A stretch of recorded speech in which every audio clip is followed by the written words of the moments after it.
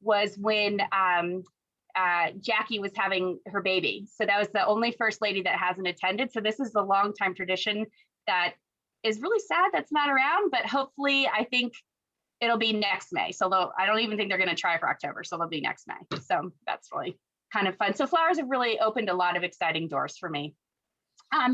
So in design wise, I thought I would start with, I have a whole gamut of things to show you. But I thought I would start with my typical design style, which is very loose and organic, lots of textured greens. And this is the kind of the color palette that I feel like is happening this year. Typically weddings wanted to be like whites and greens and blush, but this year, interestingly enough, a lot of the brides are asking for color. So I also tried to shop. The majority of the flowers are from the grocery store, and you have to kind of figure out which stores are better and when they get the product in. So for example, we have 2 Trader Joe's that I can go to. One Trader Joe's is much better with flowers than the other. And then I kind of know when they're getting their flowers in. So I kind of hit them first thing in the morning. And then Whole Foods, they also have a great selection if you know when things are coming in. And I'm going to give you an example. This flower right here is a garden rose, which is definitely one of the trending flowers right now. It's just got a little bit more fragrance. It opens bigger, has more petal count. And I pay $3.50 a stem wholesale. And I can go to Whole Foods on Mondays and Fridays when they get them in from the same farm, because it's got the same wrapping, and pay $7 for 10. So it's just mind-boggling. They have just the power to buy in such large quantities that sometimes everyone's trying to make money here. And I know I try to support my wholesaler as much as possible, and then we all have to, that's just like a huge price difference that I can't pass up. So so the garden roses all came from Whole Foods. The ranunculus are from Trader Joe's. And then I like to cut from plants a lot because first of all, you're cutting it right off the plant, so it's fresh. You can get a lot of other interesting flowers and textures that you might not be able to get in cut flowers. So jasmine is one of my favorite trailing vines that I like to use. It's coming into season right now in California. So the plants that you can get are just incredible. And then they've actually, if you buy a plant, they've actually wrapped it around and around and around. So you can get these really, really, really like long strands of beautiful jasmine. And jasmine is pretty sturdy. So this will last. It might not bloom, but I love to do like the loose garden and then kind of have things that are trailing out. I have some sweet peas in here. I have some stalks, some snaps, lots of roses, some Queen Anne's lace, the chocolate Queen Anne's lace. I have, what else is there? Seeded eucalyptus makes everything better if you can get seeded eucalyptus. And then I did cheat a little bit. I had a photo shoot yesterday, so I have some helleborus that I love. It's one of my favorite flowers right now in the spring. So that's kind of tucked in here too. And I always do things on footed bowls because I like how it's lifted off the table. So you get the natural drape of the flowers and it's not so tight and round. I like, when I talk to my brides, I'm like, do you want loose and flowing, asymmetrical, or do you want roundy, moundy, and tight? So I much prefer the loose and asymmetrical. So this is number 1. So I'm not sure how you guys are doing the raffle, but Carol asked me to kind of show everybody. This is number 1. So I'll put this off to the side. Hand delivered up this afternoon, I hear. And these are hard, like, does anybody have, oh, I wanted to show you one other trick I have. So a lot of times people forget to water their flowers. They have to drink every day.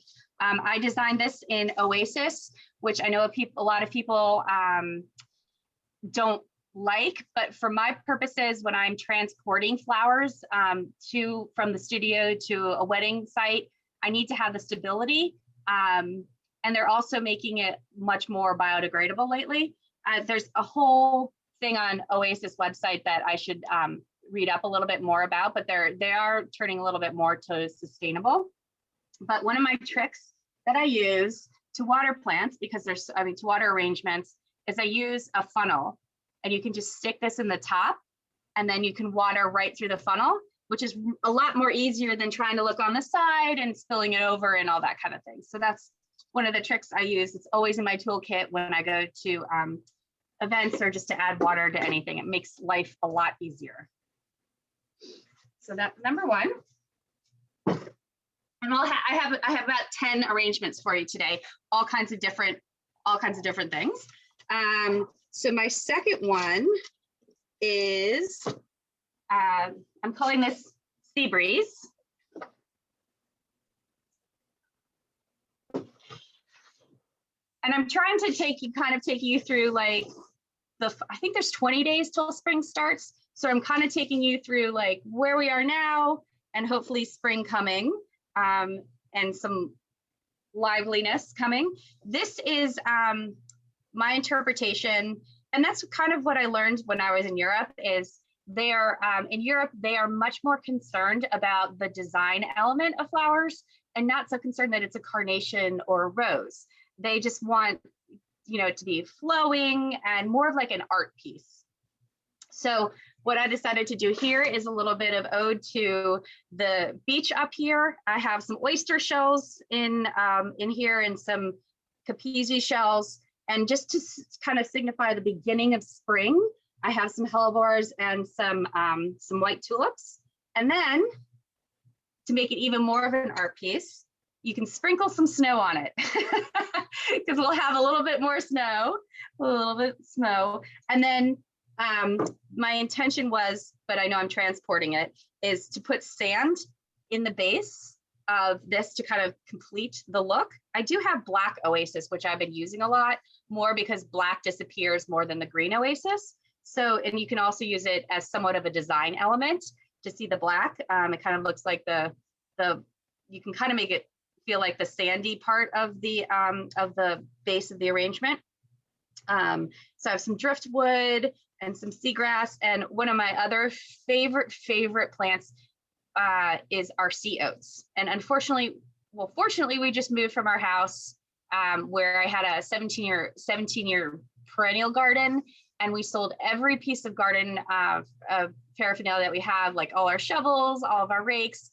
And we now live on a house in Milford that's on stilts. So I have no garden, but the only thing I did save that I'm gonna try to find a place are my sea oats, because they're just really, really fun to see, to grow. They reseed, they do reseed themselves a lot. So they do spread quite a lot. But the fun thing is you can even spray paint these at Christmas time, and they're really kind of flowy and just makes your eye kind of move the whole time. So that's, it's hard not to hear any questions. So if anybody has any questions, please speak up. If you do have a question, you can chat it and I'll unmute you, or unmute your device, whatever you're using. Perfect. So as Carol asked, this is number 2. I will deliver it with sand if you'd like sand from right outside my house, which I'm sure you guys are all familiar with up there in Old Saybrook. So we'll put this over here. Okay.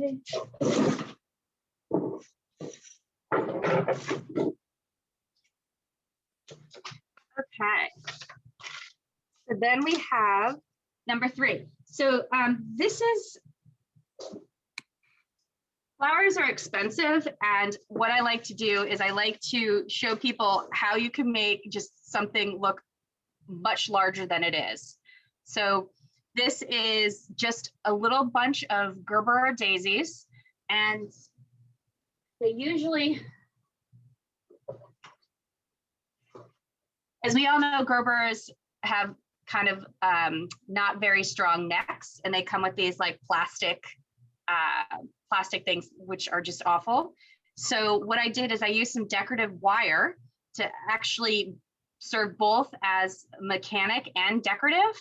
And I feel like just this, like, I think it were like $4 bunch of little Gerbers to make it look like it's much, much more. So I used the wire to hold the necks and just added something at the very base.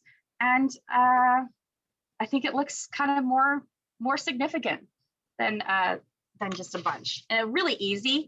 I mean, it's 1, 2, 3, 4, 5, 6. I just have some Oasis in the base, and then I just use some lemon leaf and a couple things of Ruscus and Solidago, and boom, you have something that's kind of fun. So I do have a question. Can you hold that up a little closer to your camera, possibly? Ah, okay. Can you see? I tried to set the camera far enough back so that I could show as I was explaining. So there's some, here, I'll come around.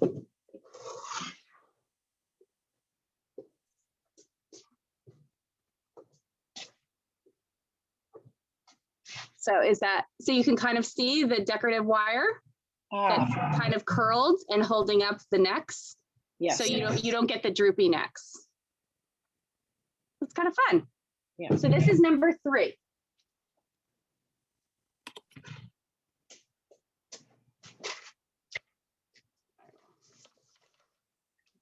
Make a big note that this is number 3. There. I pushed it too far. Right here. Question, where did you get the decorative wire? I think that now you can get pretty much everything on Amazon. I think Oasis sells on Amazon. I even think like the craft stores would sell it. You can use, one of the tricks is if you can't find the floral thing, to try to find something that's close to the match of it, which the jewelry wire is the same thing and probably less expensive than buying it as a floral supply. Some jewelry wire would work as well. Okay.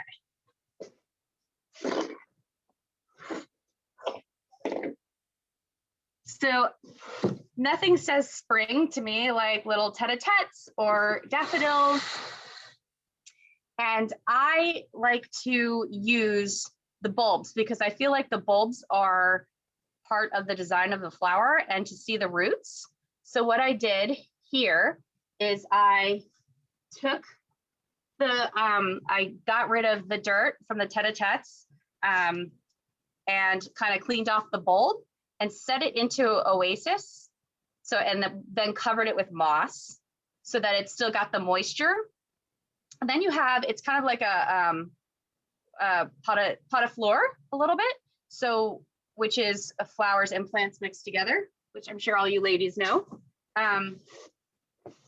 And so this can be, and then you can, as these pass, as like this goes, you can change it. It can be kind of like a living flower arrangement that will last a long time. And you can kind of, it's fun to see how it changes and the shapes change.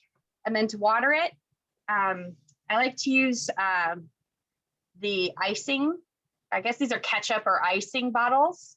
And you just kind of squirt to keep the moss kind of wet like that. That's a great trick. That's a great trick.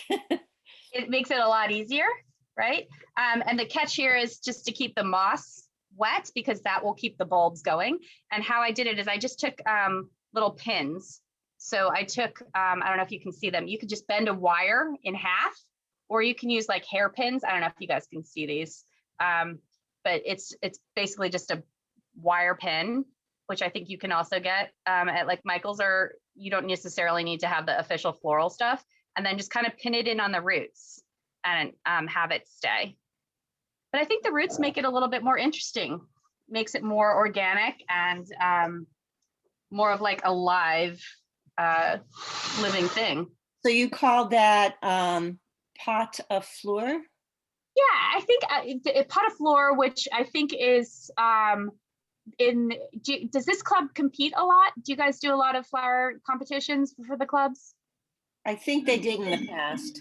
Okay, okay. It's actually a category, so it's mixing potted plants with fresh flowers. So it's just a category. This is just a version of it. How did you, if you were to spell it, would it be pot?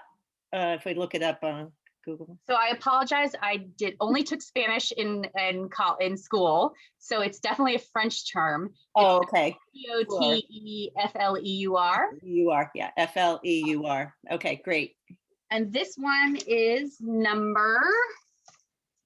Let's see. Thank you, Carrie. Of course. This one is number 4. Did I do that right? Yeah, number 4. Yep.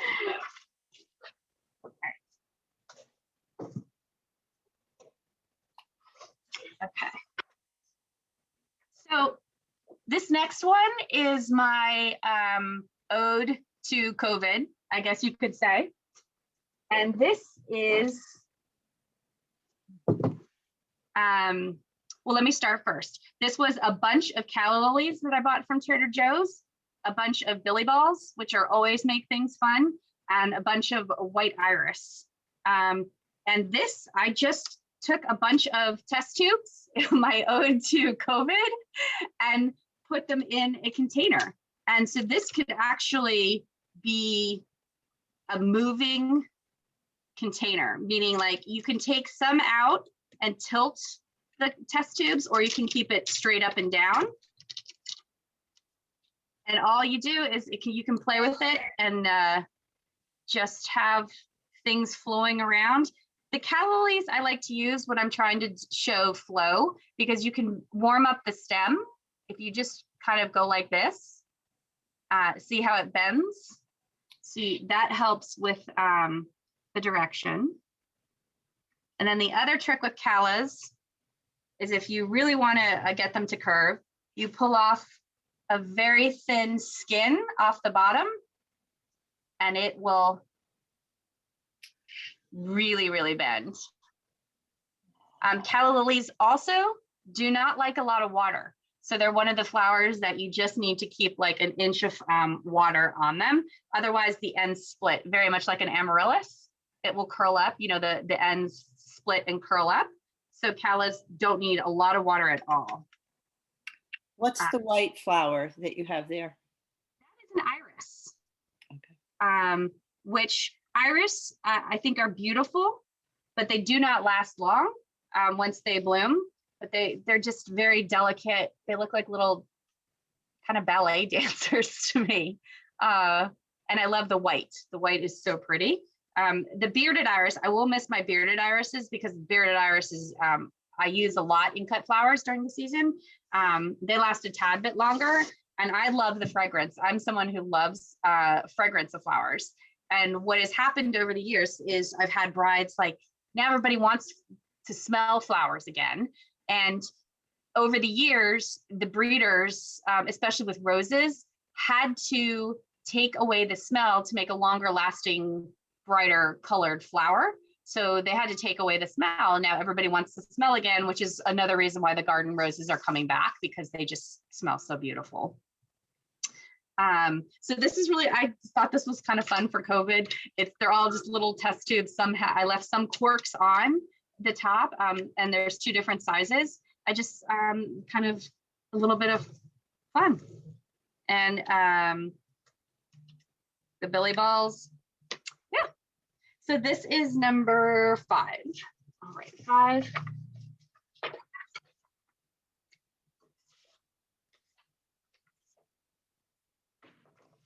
Everyone can see this, number 5.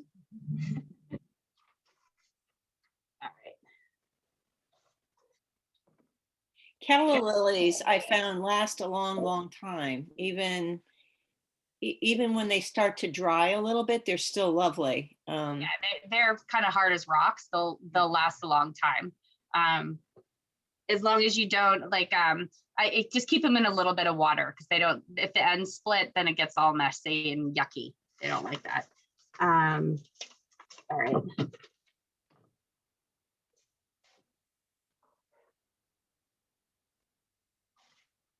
So this is number 6. I'll write a number 6 for you. And I'm going to come closer because I want everybody to see what this is.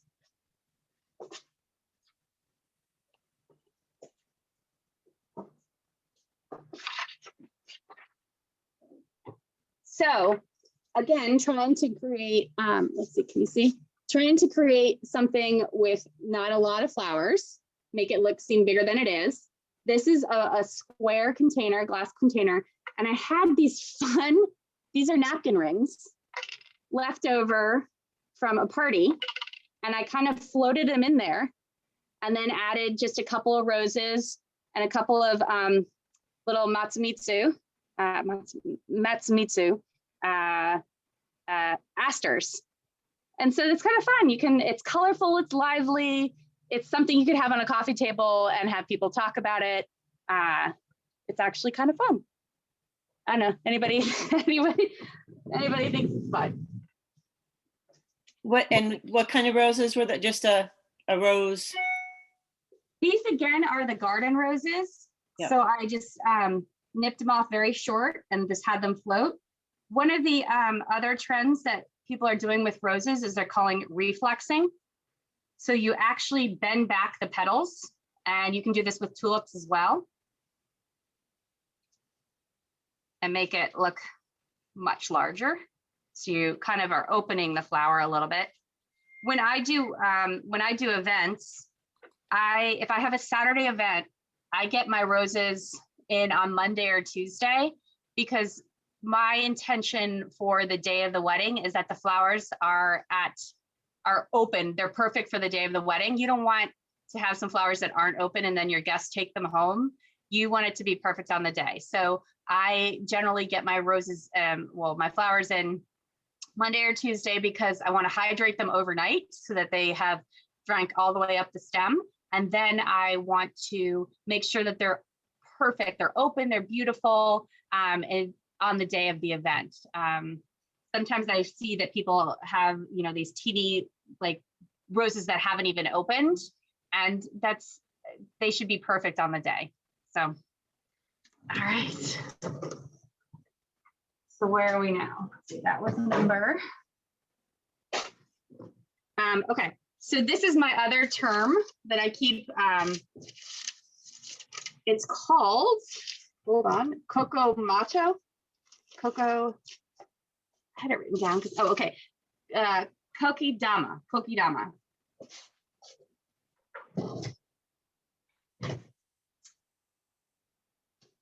And Kokidama is when you are wrapping a plant in a ball.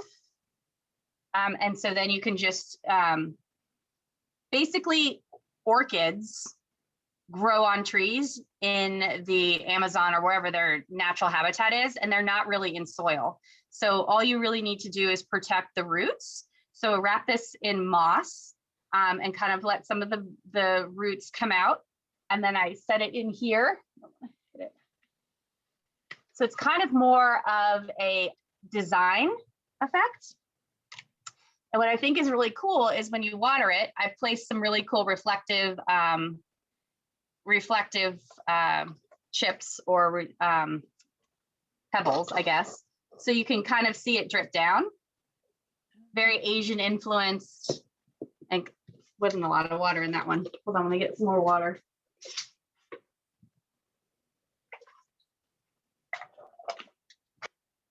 So as you kind of water it, you can kind of see the water drip down, kind of a little meditative. So it's called, the technique is called Kokidama. And it's basically just wrapping the roots of a plant. My other, orchids are, I get a lot of questions, why does my orchid die? Or why the blooms come off? And my response to that is, like, flowers die. You're going to have, the orchids are not gonna live forever. You're gonna enjoy them for a couple months, and then they're gonna die. They're gonna fall off and die and hopefully rebloom. I don't have the patience or the space to have an orchid and then try to wait for it to rebloom. So I tend to, they're so inexpensive. They're like $12. And if you get them on the right day at the right place that you're shopping, they should be fresh. And you want to make sure that they have the buds aren't dried out. And also to get your biggest bang for your buck, you want to make sure, see if you can find one plant that has more than one spike. My husband just walked in. Can you check my phone? They've been calling. So that's Kokidama. And this is number, where are we now? This is number 7. So I have a couple questions. How did you wrap the orchid in moss and hold the moss in place? Okay. So I basically just took wire, spool wire, which is kind of, if you I buy it by the case, obviously, but it really only comes out, the spool wire only comes out during Christmas time. So hoard it if you can a little bit, or you could use decorative like jewelry wire from Michael's or the craft store. You know, if it would be pretty if it was wrapped in like some gold, but basically you just take the roots, you get, take it out of the pot, you shake it out, and then you kind of just tuck the moss in and just keep wrapping until you've got a ball. So when you look closely at it, there are some, you can see kind of some of the wire, but if you wanted to make it decorative and make it interesting, then you would use like a gold wire or something, okay, from the jewelry or the decorative wire. So. And one other question goes back to the calla lilies. Are they difficult to place in foam? Floral yes. Foam. So when you use floral foam with the softer stemmed flowers, which are generally the spring flowers that have the softer stems, you have to pre-poke. So it's actually kind of great to work right here in my studio because I can just pull my tools. I would use I buy the bamboo sticks from the grocery store like crazy because they work for so many things, but you have to pre-poke into the it's over here. You have to pre-poke into the oasis or whatever you're using, pull it out, and then put the stem in there. So it will drink from there. It'll be fine and it will still hold it. Got it. Thank you. So next we have,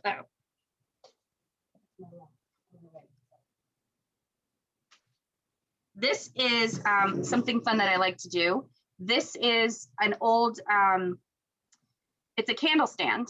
So instead of putting the votives in all 3 of these things, could you, 1 second, please, hold on.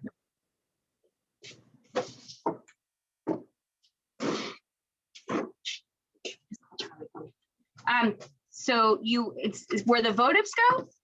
I have just I got 2 bunches of spray roses, and I did a little oasis in a little plastic wrap and just stuck it in here. And how fun is this on your table? Instant, inexpensive centerpiece. And again, I'm going back to cutting from plants because these were, I think these were $3.99 from Trader Joe's. And cyclamen are actually a really strong cut flower, especially if you cut them directly from the plants. And then also the leaves, I think, are really interesting. So I kind of tucked in some of the leaves in there to make it seem, to add some greenery into it, to give it a little bit of dimension. And then I just left 2 votives. And then if you put 2 more votives on your table, I think that's like, voila. It's not just flowers in a container. It's just giving it a little bit more interest and something to talk about. You want people, their flowers are beautiful no matter where they are, but you kind of want people to sit down and talk about the flowers, not just how beautiful they are, like kind of look at them. And, you know, I like to use a lot of fruit and vegetables or interesting things in my arrangements because you need you want something different to talk about it, more like an art piece.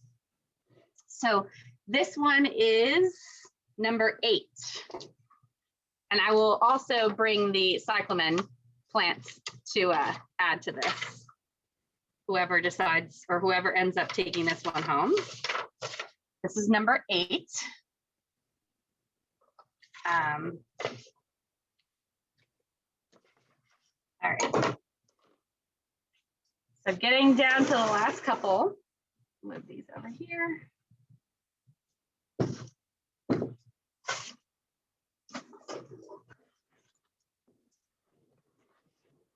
wanted to show this because this is an example of creating an armature. So what I did was I took some birch and I spray painted it yellow. And I just kind of had fun connecting the ends to ends with a little bit of wire, bind wire, which is incredible. Where's my bind wire? This is one of my favorite tools besides glue dots. It's called bind wire. It's actually covered wire, paper covered wire. So it's a little sturdier because it's paper wrapped. So and then it also doesn't hurt the stems or anything that you're working on. So I got a double bunch of tulips, and I got some little mums, and I kind of and then you can take, when everything's done, you can actually just recreate using the same armature. And I have a thing about paper umbrellas. I think there's nothing better than a little paper umbrella in here. And then I also wanted to add this new flower that I'm obsessed with. It's called a Jatropha firecracker. So it kind of looks like a little piece of coral. So I kind of thought that would be fun to add in here with my little paper umbrellas. I mean, who doesn't love a good paper umbrella? Always some other little tricks. Always cut on an angle and don't use scissors. Please get good clippers. Either get Felco's, get official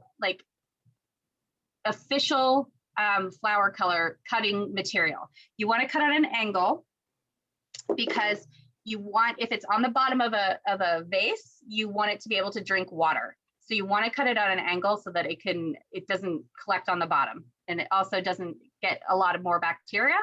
So if it's sitting flat, it's going to sit on the bottom and collect bacteria. So if you clip it on a side, the water can flow more easily up and down the stem. So I'll just add these, which are kind of fun. So it's basically an armature of like sticks that I just used together. And I'm sure everyone knows that tulips continuously grow. They're, what's it called? Photocentric. I forget what the correct term is. If anybody knows, please help me out. They continuously grow, and they grow towards the light. So this is an ever-changing arrangement. I don't really use a lot of tulips because if I'm creating something, and so if I use them in like a bridal bouquet, by the time that after I've designed it and take it to the bride, the tulips are coming out of it. So I don't tend to use a lot of tulips.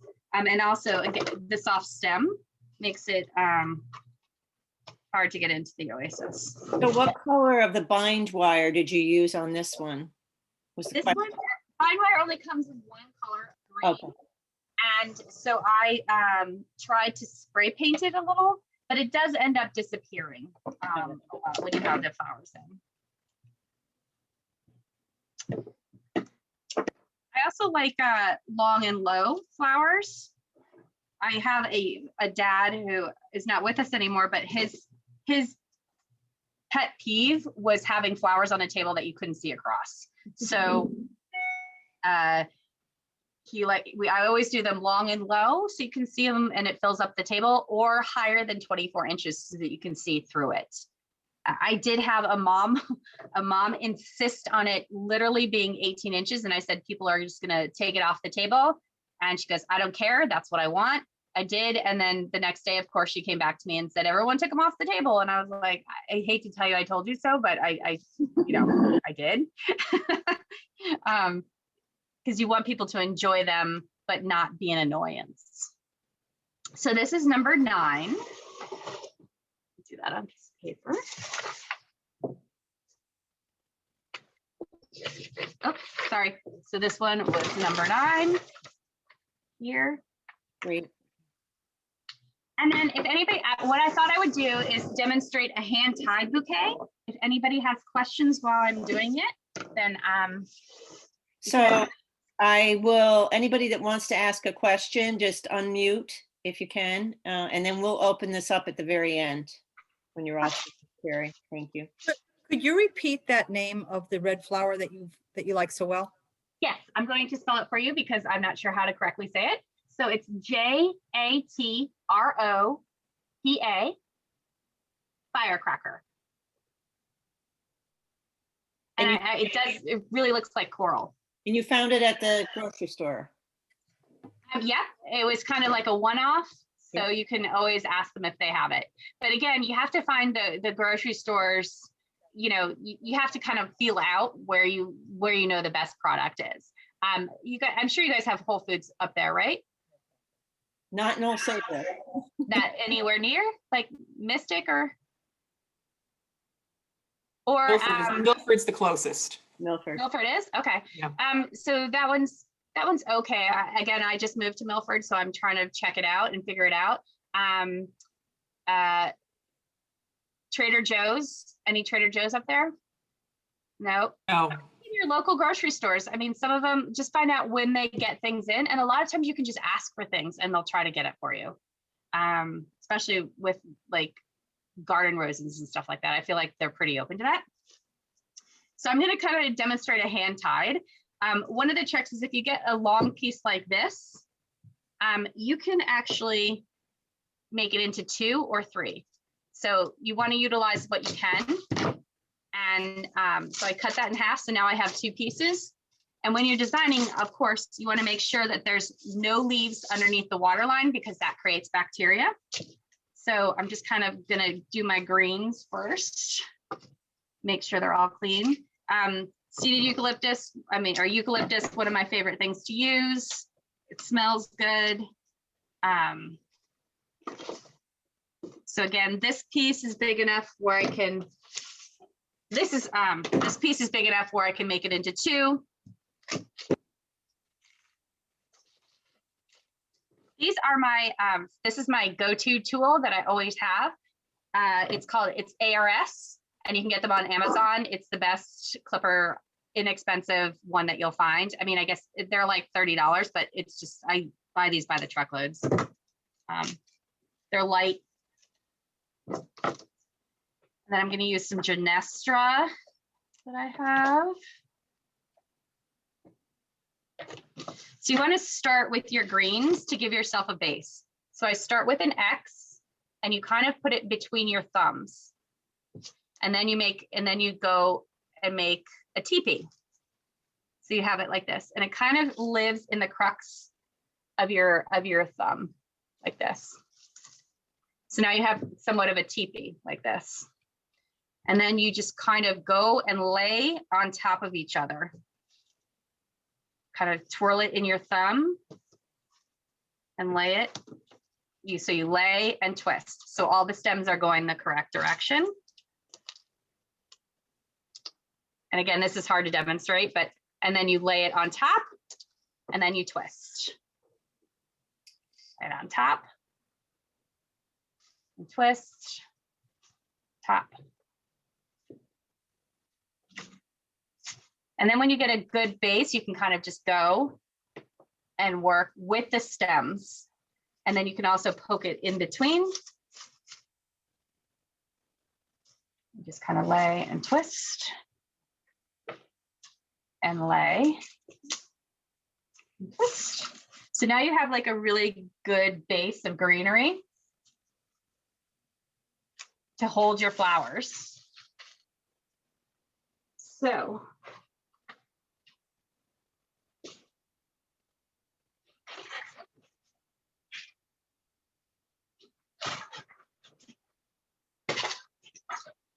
the good thing about doing hand tied is you can put it down, and then when you pick it up, it's the same because they're all in line with each other. Forgot to clean these roses. So I use a variety of rose strippers. This one is kind of like a little bit of a rubber flower that's got little pegs on it, peg things on it, and you just kind of strip it down.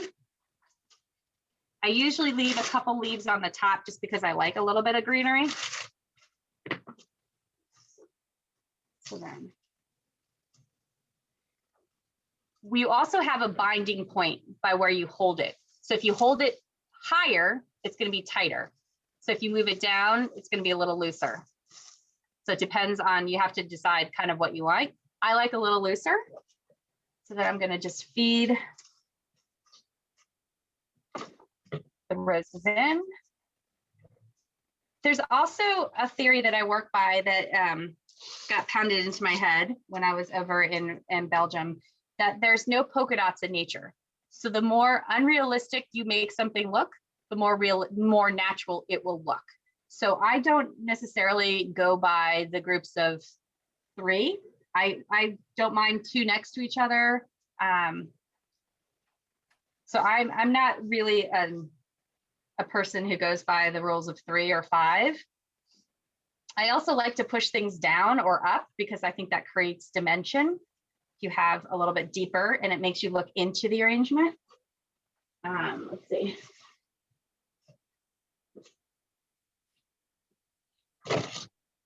So I'll add some of these pretty iris. Does anybody have anything coming up in their gardens yet? No? I saw daffodils peeking up this week. I was a little nervous. There were some daffodils coming up in like December. Yeah. Snowdrops coming up.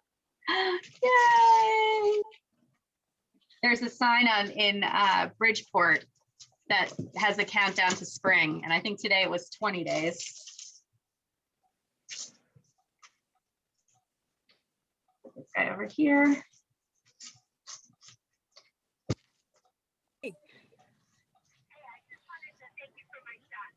Oh, great, great, great. I hope you feel wonderful tomorrow. Babs. But you have it today, right? Oh no.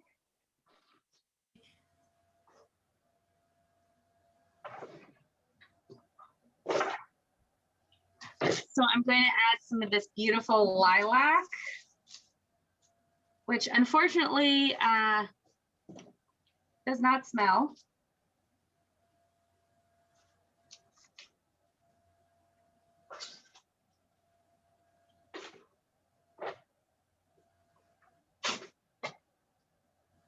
And then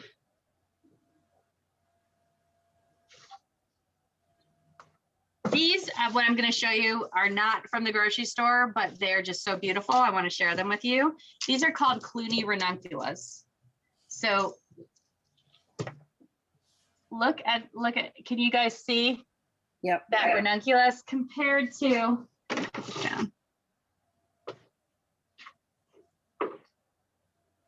so this is a normal sized ranuncula compared to the Clunies, which are just so gorgeous. Camellia is one of my favorite flowers, which we can't grow up here, obviously. But if you like kind of open them up, I mean, just look at that. Ah, just want to eat it.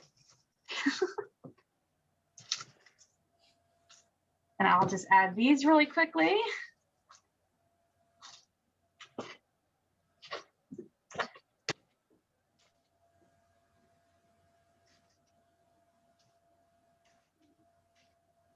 The stems are so big on these guys.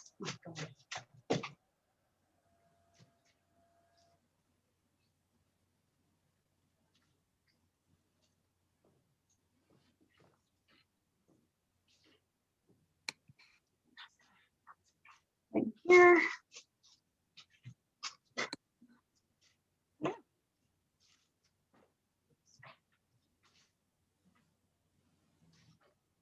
So now you have a nice big happy hand tied.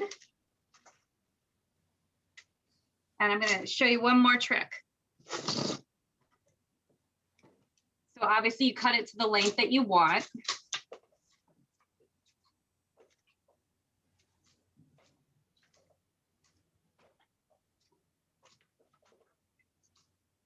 And the next trick that I'm going to show you, like I get so many oohs and ahs over it. It's fun. I love it.